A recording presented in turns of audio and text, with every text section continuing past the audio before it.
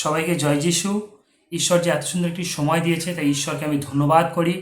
তার পবিত্র বাক্যকে নিয়ে আলোচনা করার জন্য এত সুন্দর সময় দিয়েছে, তাই জীবন্ত ঈশ্বরকে আমি দুহাত তুলে ধন্যবাদ করি, তার গৌরব মহিমা প্রশংসা তার জয় জয়কার করি। বাক্যতে যাওয়ার পূর্বে যারা আমার এই চ্যানেলের মধ্যে নতুন আছেন তারা সবাই আমার এই চ্যানেলটাকে সাবস্ক্রাইব করবেন, লাইক করবেন, কমেন্ট করবেন, শেয়ার করবেন, যেন প্রত্যেকটি মানুষের কাছে ঈশ্বরের পবিত্র বাক্য যেন পৌঁছাতে পারে। আমরা যেমন ঈশ্বরের বাক্যকে শুনতে পাচ্ছি, যেন আরও অনেক মানুষ যারা এখন ঈশ্বরের বাক্য তারা শুনতে পায়নি, যেন ঈশ্বরের বাক্য তারা শুনতে পায়। ঈশ্বরের বাক্যের মধ্যে জীবন আছে, ঈশ্বরের বাক্যের মধ্যে পরিত্রাণ আছে, ঈশ্বরের বাক্যের মধ্যে উদ্ধার আছে, ঈশ্বরের বাক্যের মধ্যে সত্য আছে, এবং যে সত্যকে জেনেছে সে স্বাধীন হয়েছে। হালেলুইয়া! সে জগতের সমস্ত বন্ধন থেকে সে মুক্ত হয়েছে, সে স্বাধীনতাকে লাভ করেছে। যেইভাবে আমাদের ভারতবর্ষ ইংরেজদের কবল থেকে স্বাধীনতাকে লাভ করেছে, ঠিক একইভাবে মানুষের অনেক নিয়ম কানুন আছে, যে মানুষের অনেক নিয়ম কানুন রয়েছে এই জগতের মধ্যে, যেখান থেকে এখনও মানুষরা স্বাধীনতাকে লাভ করতে পারছে না। ঈশ্বর বাক্য যারা শুনবে তারা সেই জগতের মানুষদের নিয়ম কানুন থেকে তারা প্রকৃত স্বাধীনতাকে লাভ করবে তাই জীবনে। চলুন আমরা ঈশ্বরের বাক্যেতে যাই। আজকে আমার প্রচারের টাইটেল 7 প্রমিস অফ গড, ঈশ্বরের 7টি প্রতিজ্ঞার বাক্য। আমি যে 7টি পয়েন্ট নিয়ে আলোচনা করব, সেই 7টি পয়েন্টের মধ্যে ঈশ্বর অনেক কিছু তিনি প্রতিজ্ঞা করেছেন তার সন্তানদের জন্য। আমরা দেখব 7টি পয়েন্ট। সমস্ত বাইবেল যদি আমরা দেখি, ঈশ্বর আমাদের সঙ্গে অনেক রকমভাবে তিনি প্রতিজ্ঞা করেছেন, যেটাকে আমরা প্রমিস ওয়ার্ড বলতে পারি, যে ঈশ্বর আমাদের জন্য প্রমিস করেছেন। সম্পূর্ণ বাইবেল দেখলে ঈশ্বরের প্রতিজ্ঞা বাক্য দেখতে পাবেন 8810 বার ঈশ্বর তার সন্তানদেরকে প্রতিজ্ঞা করেছেন। সমস্ত বাইবেলের মধ্যে ঈশ্বর 8810 বার তিনি মানুষদের জীবনে ঈশ্বর প্রতিজ্ঞা করেছেন। আজকে আমরা সেই প্রতিজ্ঞা নিয়ে আলোচনা করব। আমি 7টি পয়েন্ট আলোচনা করব। 7টি পয়েন্টের মধ্যে ঈশ্বরের অনেক প্রতিজ্ঞা বাক্যগুলোকে আমি তুলে ধরব। আমি বেশি দেরি করব না, কিন্তু খুব সুন্দর বাক্য আমি আপনাদেরকে দিয়ে যাচ্ছি, যে বাক্যগুলো আপনি আপনার প্রার্থনা জীবনে ব্যবহার করতে পারবেন। তাই খ্রিস্টের প্রিয় বিশ্বাসী ঈশ্বরের সন্তানরা, আমরা যেন ঈশ্বরের বাক্যকে ধরে যেন প্রার্থনা করি। একটা কোর্টের মধ্যে জজ সাহেব সে কিন্তু আপনার মন গড়া ঘটনা শুনবে না, আপনার দুঃখ কষ্ট জীবনই শুনবে না। তিনি শুনবেন যে ভারতের সংবিধানে কি লেখা আছে, এবং সেই অনুযায়ী যখন কেউ কোনো প্রমাণ দেবে, তখন কিন্তু সেই কোর্টের জজ সাহেব তার রায়কে শোনাবেন, তার কথাকে সে বলবেন, এবং সেই লোককে কোর্টের বিচার থেকে সেই জজ সাহেব আজাদ করবেন। ঠিক একইভাবে আমাদের ঈশ্বর সদাপ্রভু তিনি সেই সমস্ত প্রার্থনা শোনেন, সেই সমস্ত প্রার্থনা মনোযোগ দেয় যে প্রার্থনার মধ্যে ঈশ্বরের মুখের বাক্য রয়েছে। হালেলুয়া!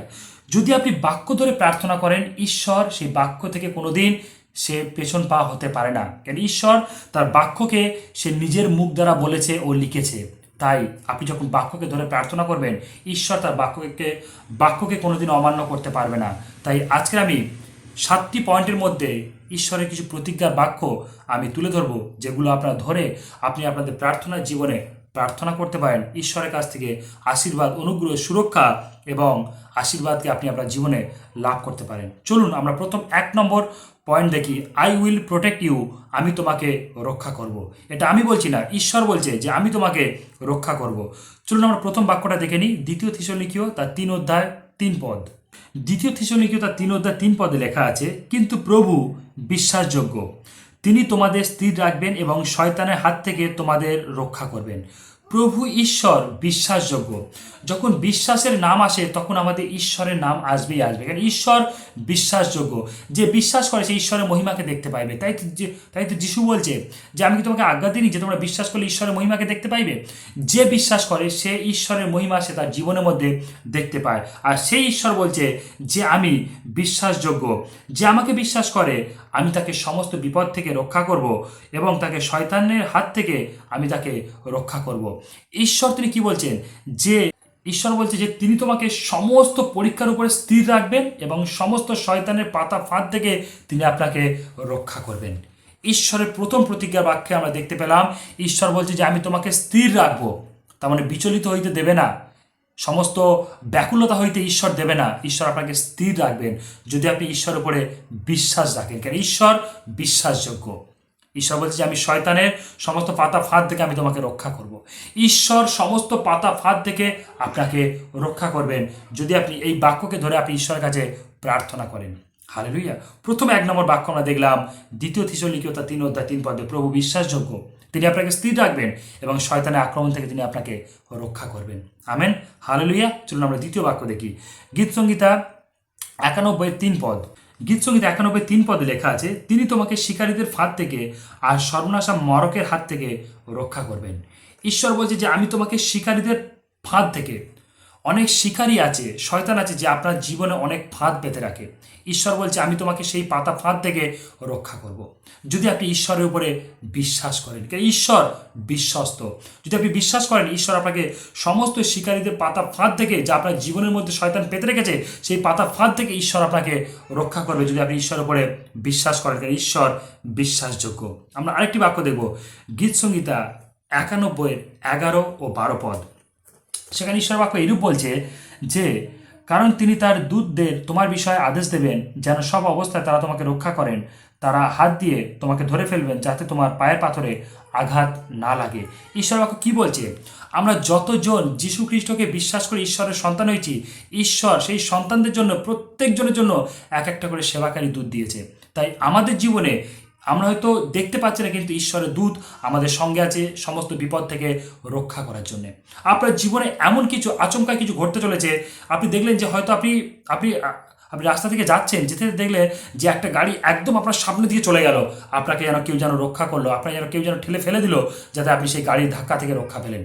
জেনে রাখবেন ঈশ্বর তার স্বর্গীয় দূতকে আপনার সঙ্গে রেখেছে আপনাকে সমস্ত বিপদ থেকে রক্ষা করার জন্যে। হালেলুইয়া। তাই ঈশ্বর তিনি সর্বদাই তিনি আপনার সঙ্গে আছে। তিনি তার বাক্যে বলেছে আমি যুগের শেষ পর্যন্ত প্রতিদিন তোমার সঙ্গে সঙ্গে আছি। তিনি তার স্বর্গীয় দূতকে রেখেছেন যেন আমরা সমস্ত বিপদ থেকে রক্ষা পেতে পারি। ও হালেলুইয়া, প্রেজ দ্য লর্ড। ঈশ্বর তিনি মোশির সঙ্গে আছে, মোশির সঙ্গে ছিলেন, আব্রাহামের সঙ্গে ছিলেন, তিনি যিশুর সঙ্গে ছিলেন, ইসাক, যাকব সবার সঙ্গে ছিলেন। তিনি আজও আমাদের সঙ্গে সঙ্গে আছেন আমরা যদি তাকে বিশ্বাস করি। ঈশ্বর বিশ্বাসযোগ্য। আমরা আরেকটি বাক্য দেখি, গীতসংহিতা 91:14। সেখানে ঈশ্বর বাক্যতে এরূপ লেখা আছে, সদাপ্রভু বলছেন ভালোবাসা দিয়ে যে আমাকে আঁকড়ে ধরেছে তাকে আমি রক্ষা করব, আমি তাকে বিপদের নাগালে বাইরে রাখবো, কারণ সে আমাকে সত্যি চিনেছে। যদি আমরা প্রার্থনার মধ্যে ঈশ্বরের প্রতি ভালোবাসা দেখাই, হালেলুইয়া। আজকে এখান থেকে খুব সুন্দর একটি শিক্ষা আমি বলবো। অনেক মানুষ আছে যারা চার্চের মধ্যে নিজেদেরকে এতটাই পবিত্র দেখায়, এতটাই শুদ্ধতা দেখায় যে তাদের মতো পবিত্র ব্যক্তি আর কেহ নাই, কিন্তু তারা ভেতরে ঈশ্বরের সাথে গেম খেলছে। কিভাবে গেম খেলছে? তারা চার্চের মধ্যে নিজেদেরকে পবিত্র দেখাচ্ছে, কিন্তু তাদের জীবনধারা অপবিত্রতার মধ্যে রয়েছে। তারা ঈশ্বরের বাক্যের বিরুদ্ধে গিয়ে তারা জীবনযাপন করছে, কিন্তু যখন চার্চে যাচ্ছে তারা পবিত্রতার মধ্যে জীবনযাপন করছে। তারা কি? তারা জগতের সামনে, মানুষের সামনে তারা কি করছে? তারা নিজেকে পবিত্রতা দেখাচ্ছে, কিন্তু ঈশ্বরের সঙ্গে গোপনে গেম খেলছে। তাই খ্রিস্টের প্রিয় বিশ্বাসী ঈশ্বরের সন্তান, যদি আপনি ঈশ্বরকে সত্যি ভালোবাসেন, যদি তার জন্য আপনি এই পৃথিবীতে জীবনযাপন করছেন, তাহলে ঈশ্বর আপনাকে সমস্ত বিপদ থেকে রক্ষা করবেন। তাই তো বলছে, সদাপ্রভু বলছেন ভালোবাসা দিয়ে যে আমাকে আঁকড়ে ধরেছে। যদি আপনি ঈশ্বরকে ভালোবাসা দিয়ে আঁকড়ে ধরে থাকেন, ঈশ্বর আপনাকে সমস্ত বিপদ থেকে তিনি রক্ষা করবেন, তিনি আপনাকে সুরক্ষা প্রদান করবেন। আপনি ঈশ্বরের সাথে গোপনে কোনোদিন গেম খেলবেন না। ঈশ্বর কিন্তু সেই গেমটা কিন্তু সবার সামনে আপনার সাথে খেলবে। তাই যখন আপনি ঈশ্বরের সাথে গোপনের সম্পর্ককে ভালো রাখবেন, ভালোবাসা প্রেমে নত নম্রতায় যদি আপনি ঈশ্বরের কাছে আসেন, ঈশ্বরকে ভালোবাসেন, ঈশ্বর আপনার জীবনকে আশীর্বাদে পূর্ণ করবেন এবং সমস্ত বিপদ থেকে সবার সামনে আপনাকে রক্ষা করবে, আপনাকে আশীর্বাদ করবেন। তাই ঈশ্বরের সাথে গোপনে আপনি গেম খেলবেন না, তাহলে কিন্তু ঈশ্বর কিন্তু সবার সামনে আপনাকে সেই গেমের প্রতিফল দেবেন। যদি আপনি ঈশ্বরের সঙ্গে যদি আপনি গোপনে যদি আপনি পবিত্র সম্পর্ক রাখেন, ঈশ্বর কিন্তু সবার সামনে আপনাকে ঈশ্বর আশীর্বাদ করবেন, আপনাকে আশীর্বাদে পরিপূর্ণ করবেন। আমেন। আমরা যেন গোপনে ঈশ্বরের সাথে সম্পর্ক যেন মজবুত রাখতে পারি, ভালোবাসায়, প্রেমেতে, নত নম্রতায়, ধৈর্যে, বিশ্বাসে যেন ঈশ্বরের প্রতি যেন স্থির থাকতে পারি। হালেলুইয়া। ঈশ্বর কিন্তু তার প্রতিফল তিনি সবার সামনে তিনি আনন্দময় দেবেন। হালেলুইয়া। ঈশ্বরের নাম ধন্য হোক। আমরা আরেকটি বাক্য দেব, গীতসংহিতা 121:8। ঈশ্বর বাক্যতে লেখা আছে, গীতসংহিতা 121:8, তোমার প্রতিদিনের জীবনে সদাপ্রভু তোমাকে পাহারা দেবেন, এখন থেকে চিরকাল দেবেন। ঈশ্বর বাক্য কি বলছে? তোমার প্রতিদিনের চলার পথে ঈশ্বর সদাপ্রভু তোমাকে পাহারা দেবেন, তার মানে কি সুরক্ষা দেবেন, সমস্ত বিপদ থেকে আপনাকে রক্ষা করবেন। ঈশ্বর আপনার জীবনে সুরক্ষা প্রদান করবে, আপনাকে রক্ষা করবে সমস্ত বিপদ থেকে, ক্ষতির হাত থেকে ঈশ্বর আপনাকে রক্ষা করবেন, আপনাকে পাহারা দিয়ে রাখবেন যদি আপনি ঈশ্বরের সাথে গোপনে সম্পর্ক ভালো রাখেন। কেননা একটা খ্রিস্ট বিশ্বাসী সে কোথায় প্রার্থনা করবে? গোপনে। যীশু খ্রিস্ট তিনি গোপনে প্রার্থনা করেছেন। শিশুদেরকে দূরে সরিয়ে রেখে যীশু খ্রিস্ট তিনি গোপনে গিয়ে তিনি প্রার্থনা করতেন, সারা রাত ধরে প্রার্থনা করতেন, পিতার সাথে কথা বলতেন। তাই খ্রিস্টের প্রিয় বিশ্বাসী ঈশ্বরের সন্তানরা, ঈশ্বরের সাথে যদি আপনি গোপনে সম্পর্ক ভালো রাখেন, ঈশ্বর তার প্রতিফল সবার সামনে দেবেন, আপনাকে সমস্ত বিপদ থেকে রক্ষা করবে, সুরক্ষা প্রদান করবে, ঈশ্বরের জয় জয়কার হবে। হালেলুয়া! ঈশ্বরের নাম ধন্য হোক। ঈশ্বরের সাথে গোপনের সম্পর্ক ভালো রাখুন, যেন তার প্রতিদান আপনি সবার সামনে ভালো দেখতে পান। আমেন। ঈশ্বরের নাম ধন্য। চলুন আমরা দ্বিতীয় নম্বর পয়েন্ট দেখি। দ্বিতীয় নম্বর পয়েন্ট হলো ঈশ্বর আমাদের সব প্রয়োজনকে যোগাবেন। ঈশ্বর আমাদের সমস্ত প্রয়োজনকে যোগাবেন। ঈশ্বরের দ্বিতীয় প্রতিজ্ঞার মধ্যে লেখা আছে ঈশ্বর সমস্ত প্রয়োজনকে যোগাবেন। আমাদের জীবনে চলার পথে, সংসারীয় জীবনে, খ্রিস্টীয় জীবনে, আমাদের জীবনে যাহা কিছু প্রয়োজন ঈশ্বর বলছে যে আমি সমস্ত কিছু যোগাবো। যদি আমরা ফিলিপিও তার 4:19 পদ দেখি, ফিলিপিও তার 4:19 পদে ঈশ্বর বাক্যেতে এরূপ লেখা আছে, আর এতে ঈশ্বর খুশি হন, আমার ঈশ্বর তার গৌরবময় অশেষ ধন অনুসারে খ্রিস্ট যিশুর মধ্যে দিয়ে তোমাদের সব অভাব পূর্ণ করবেন। ঈশ্বর তিনি খ্রিস্ট যিশুর মধ্যে দিয়ে আমাদের সমস্ত অভাবকে তিনি পূর্ণ করবেন যদি আমরা তাকে বিশ্বাস করি। আপনার মধ্যে কি সেই বিশ্বাসটা আছে ঈশ্বরের প্রতি, যিশুর প্রতি, পবিত্র আত্মার প্রতি? তাহলে ঈশ্বর বলছে আমি খ্রিস্ট যিশুর মধ্যে দিয়ে আমি তোমাদের সমস্ত অভাবকে পূরণ করব। এই পৃথিবীতে ঈশ্বর তিনি কার নামে আমাদেরকে চাইতে বলেছেন? যিশু খ্রিস্টের নামেতে। যদি আমরা বিশ্বাস করি ও যিশু নামেতে স্বর্গে পিতার কাছে আমরা যা চাইব তিনি তাই দেবেন।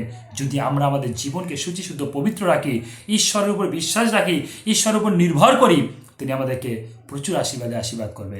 যদি আমরা ঈশ্বরের বাক্যে দেখি, সেখানে একটা বাক্য লেখা আছে যে ধন্য সেই ব্যক্তি যে সদাপ্রভুতে নির্ভর করে, যার বিশ্বাসভূমি সদাপ্রভু। আপনার বিশ্বাস কোন জায়গায়? আপনার বিশ্বাস কি সেই নিরাকার ঈশ্বরের উপরে? আপনার বিশ্বাস কি সেই সৃষ্টিকর্তা ঈশ্বরের উপরে? আপনার বিশ্বাস কি সেই যীশু খ্রিস্টের উপরে? তাহলে ঈশ্বর বলছে যে আমি খ্রিস্ট যিশুর মধ্যে দিয়ে তোমাদের সমস্ত অভাবকে পূর্ণ করব। Amen, hallelujah. চলুন আমরা আরেকটি ঈশ্বরের বাক্য দেখি। মতিলিখিত সুসমাচার তার 6:31-32 পদ। মতিলিখিত সুসমাচার তার 6:31-32 পদ। সেখানে বাক্যেতে এইরূপ লেখা আছে, এই জন্য কি খাবো বা কি পরবো বলে চিন্তা করো না, অজিদেরাই এই সব বিষয়ের জন্য ব্যস্ত হয়। তাছাড়া তোমাদের স্বর্গস্থ পিতা তো জানেন যে এই সব জিনিস তোমাদের দরকার আছে।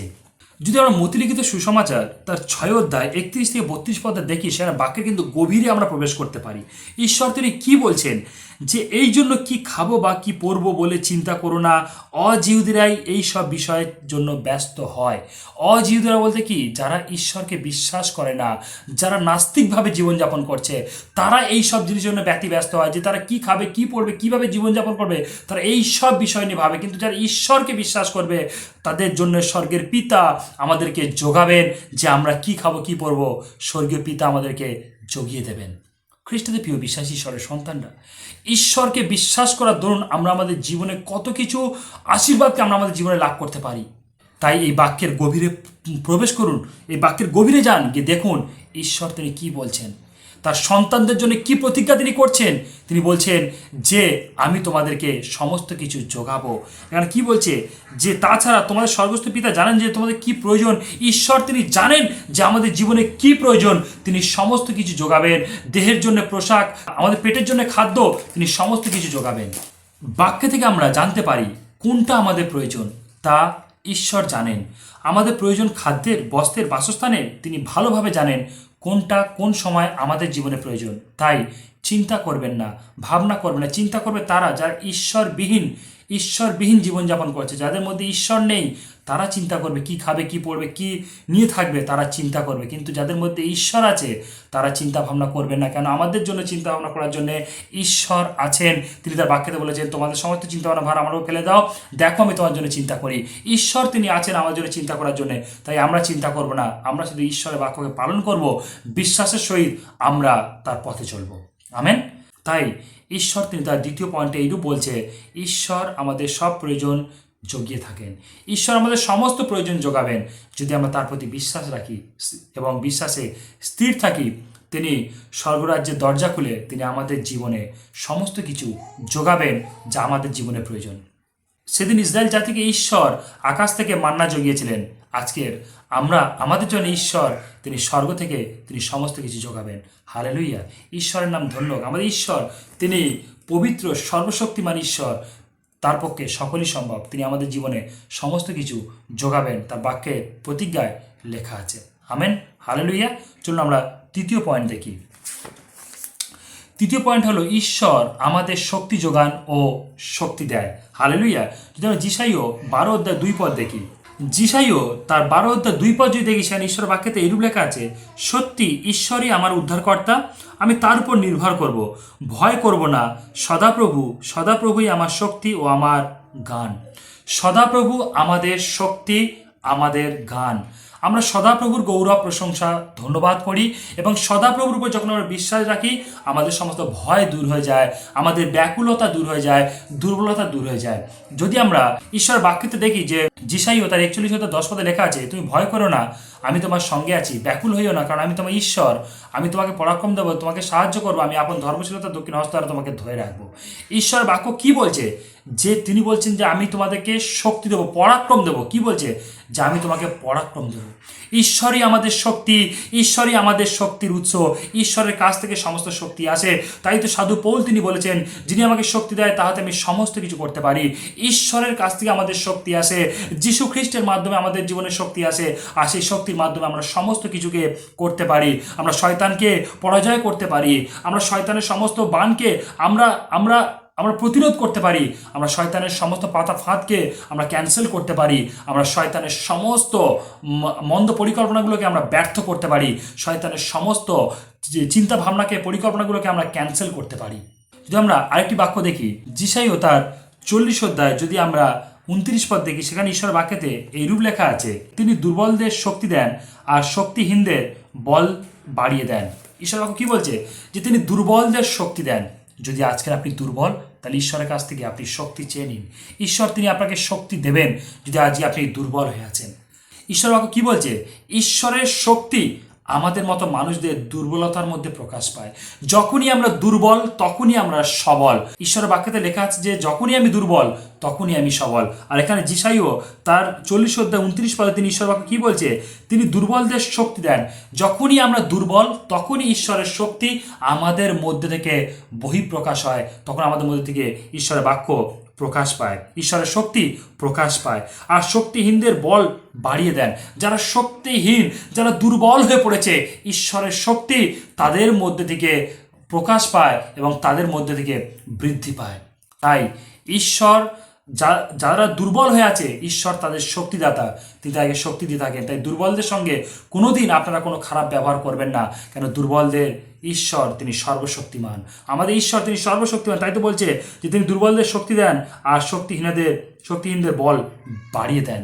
যারা শক্তিহীন তাদের বল শক্তি ঈশ্বর বাড়িয়ে দেন, যারা দুর্বল ঈশ্বর তাদেরকে শক্তি দেয়। খ্রিস্টের প্রিয় বিশ্বাসী ঈশ্বরের সন্তানরা, ঈশ্বর বাক্য কি বলছে?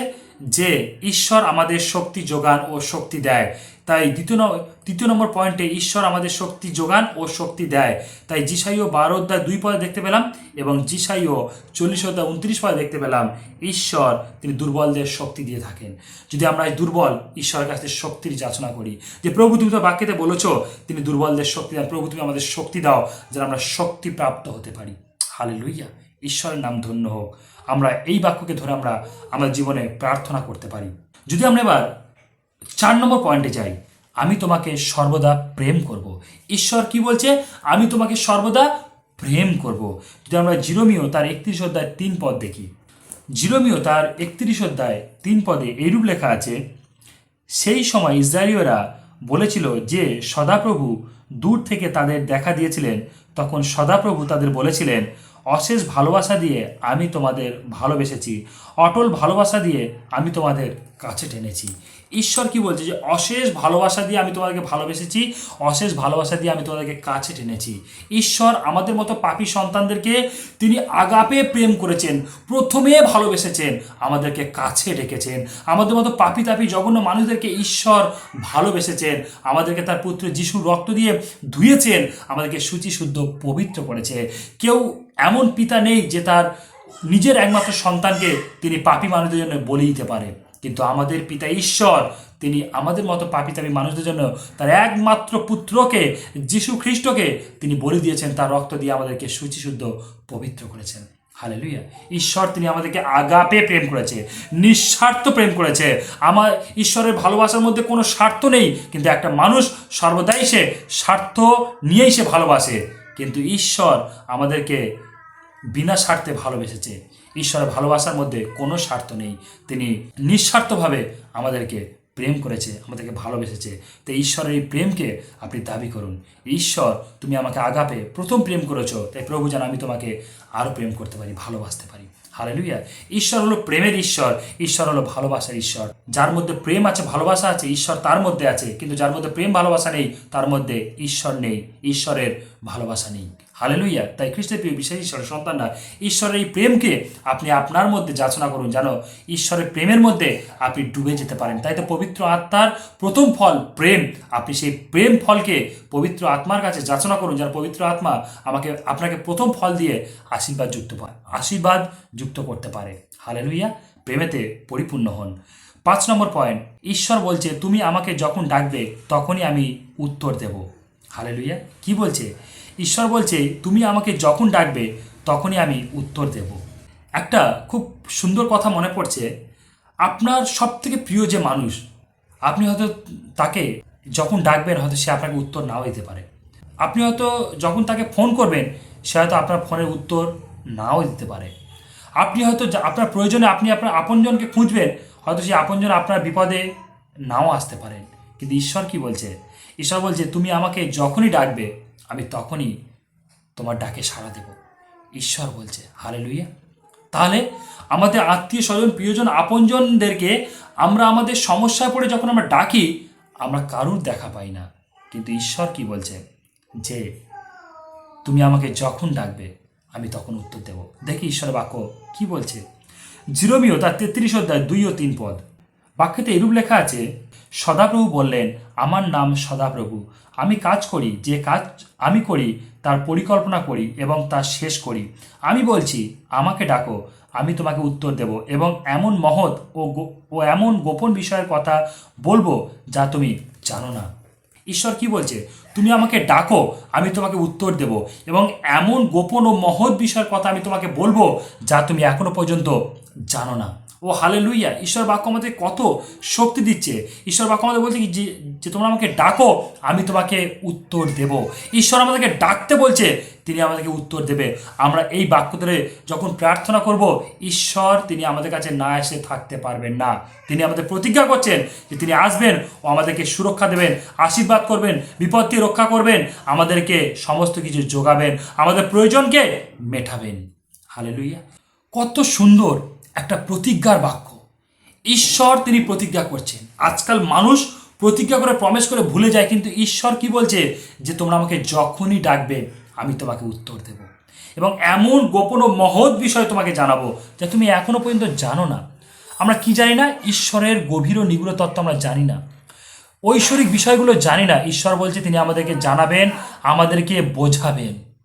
যদি আমরা আরেকটি বাক্য দেখি, যিশাইও তার 58 অধ্যায় 9 পদ, যিশাইও তার 58 অধ্যায় 9 পদ যদি আমরা দেখি, সেখানে ঈশ্বর বাক্যেতে এইরূপ লেখা আছে, তখন তোমরা প্রার্থনা করলে আমি উত্তর দেব, তোমরা সাহায্যের জন্য ডাকলে আমি বলবো এই যে আমি। ঈশ্বর বাক্য কি বলছে?